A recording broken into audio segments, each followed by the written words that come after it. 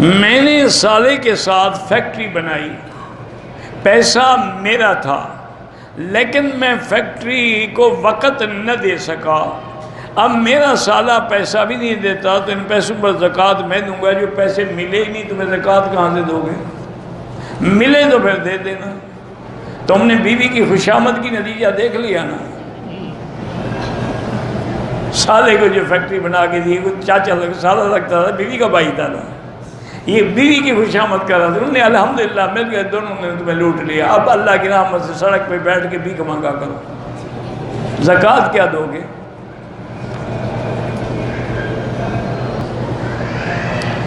پہلے شوہر نے مجھے طلاق دی، میں نے دوسری جگہ شادی کی، اس سے میں نے خلو لے لیا، اب پھر پہلے شوہر کے پاس واپس جانا چاہتی ہوں۔ میں کیوں دعا کروں ایسی بے وقوفی کی؟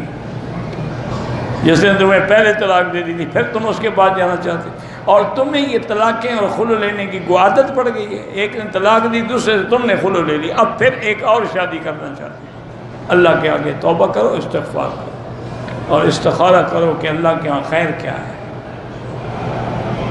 یہ آیا ہے روایات میں کہ ایک آدمی حضور کی خدمت میں آیا، اس نے مونچھیں بڑھائی ہوئی تھی، داڑھی منڈائی ہوئی تھی، تو حضور نے رخ پھیر دیا۔ تو اس لیے بعض علماء کہتے ہیں کہ پھر قیامت میں بھی شاید حضور شفاعت نہ فرمائے۔ مرد ایک دن میں 4 نکاح اکٹھے کر لے، عورتیں تو الگ الگ ہوں گی نا، ایک سے تو 4 دفعہ نکاح نہیں کرے گا نا، 4 کر لے۔ جب 4 کی اجازت ہے، وہ ایک دن میں کر لے، ایک مہینے میں کر لے، ایک سال میں کر لے، لیکن یہ ضرور سوچ لے کہ ان 4 نے اتفاق کر لیا نا، تمہارا کوئی بال نہیں بچے گا۔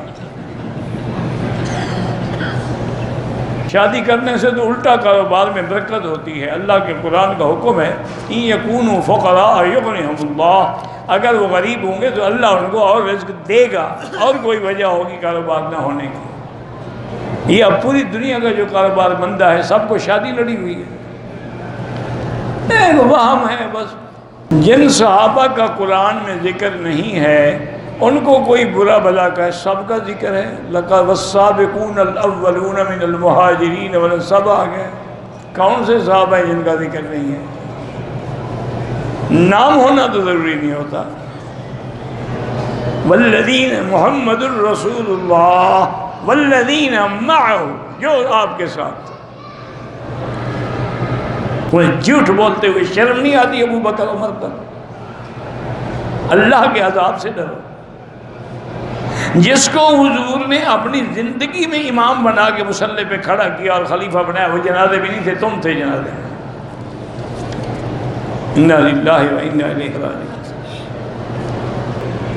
میرے بچوں کا ذہن کمزور ہے تو ان کو کہیں کہ اللہ کا نام ہے یا قوی یا متین، یا قوی یا متین، یہ پڑھا کریں۔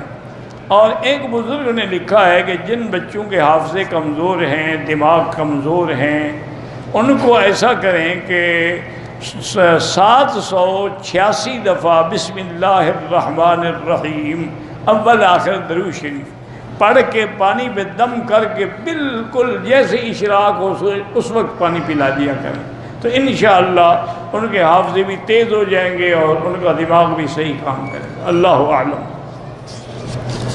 بہرحال قرآن ہے، اس میں تو کوئی شک نہیں ہے۔ اللہ اعلم۔ اللہم صلی علی سیدنا محمد وبارک وسلم، یا حی یا قیوم یا ذی الجلال والاکرام۔ اللہم انک ملیک مقتدر ما تشاء من امر یکون۔ اللہم اسعدنا فی الدارین، اللہم اقضی عنا الدین، اللہم کن لنا ولا تکن علینا وانصرنا علی من بغى علینا، اللہم کن بنا رؤوفا رحیما ولا تجعلنا شقیا ولا محروما، اللہم ارحم ضعفنا واجبر کسرنا واشفنا واشف مرضانا وارحم موتانا واستجب دعانا ولا تخيب رجاءنا برحمتك يا ارحم الراحمين۔ اللهم انصر الاسلام والمسلمين، اللهم احفظ سائر بلاد المسلمين وهذا البلد الامين فاجعل آمنا مطمئنا سخاء رخاء الى یوم الدین۔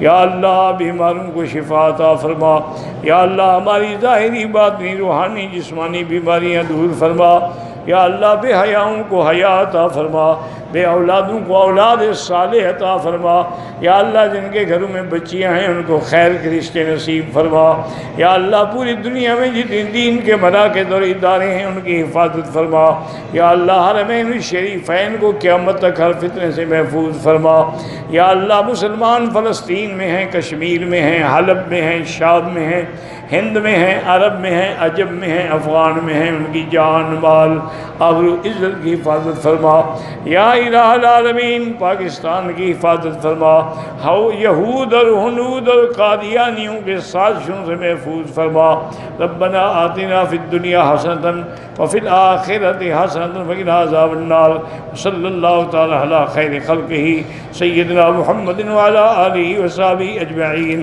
برحمتک یا ارحم الراحمین، اللہم صلی علی